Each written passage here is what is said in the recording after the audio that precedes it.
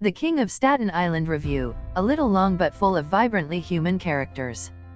I'd never laid eyes on Pete Davidson before, nor have I ever set foot on Staten Island in all the time I've spent in New York City. Nobody has ever remotely recommended it, although I must say that one scene in The King of Staten Island shot at the local minor league baseball park affords so spectacular a view of Manhattan across the water beyond center field that I may have to take in a game there next time I'm in town. Happily, the distant scenery is not all Judd Apatow's new film has going for it, far from it.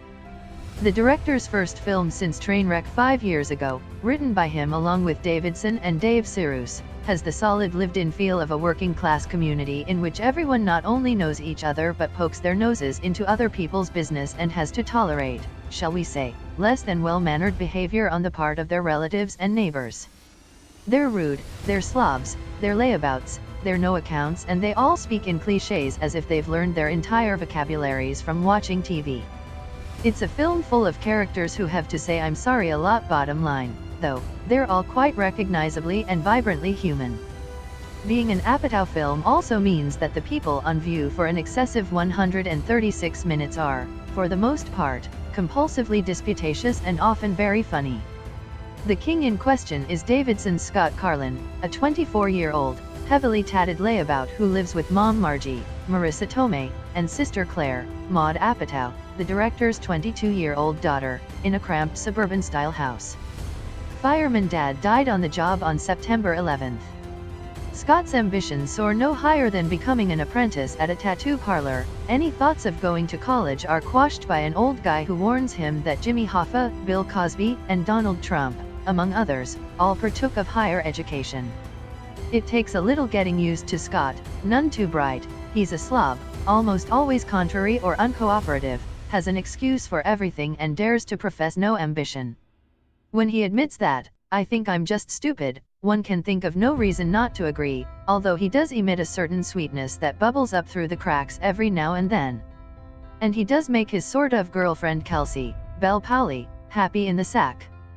Satisfaction of that nature has not been the case for Margie for 17 years until she meets Ray, Bill Burr, a lively straight shooter who is what else, a fireman. Combustion between them is such that it's soon suggested that Scott should move out and get his own place, triggering a reaction from him perfectly appropriate to 12-year-old. When the young man later loudly and proudly proclaims, "We are the millennials," you fear for the future of the very world. This crisis does serve to switch the film's momentum from first to second gear, but Apatow shows little concern for picking up the pace, reveling in characters' reactions to the succession of spitballs life relentlessly aims at them seems to please the director more than anything.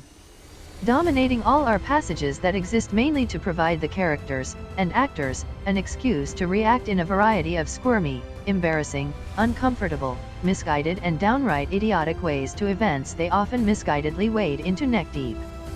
Among these mini-set pieces are a botched tattooing job and, more consequentially, a thoroughly idiotic nocturnal robbery of a drugstore that finally forces a smidgen of life reckoning upon Scott.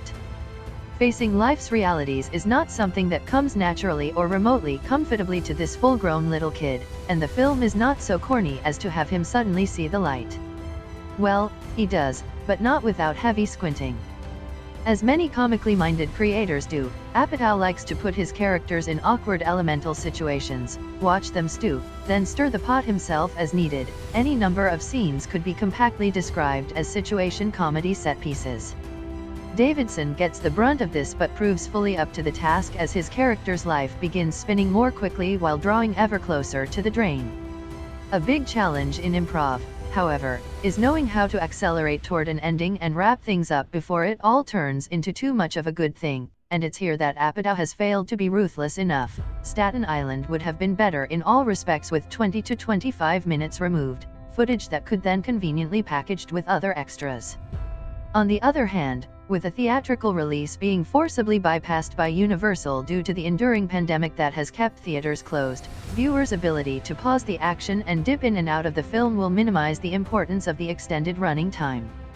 As obnoxious, ill-mannered, and downright stupid as the central character is, Davidson holds the screen in strong enough fashion to suggest good potential going forward.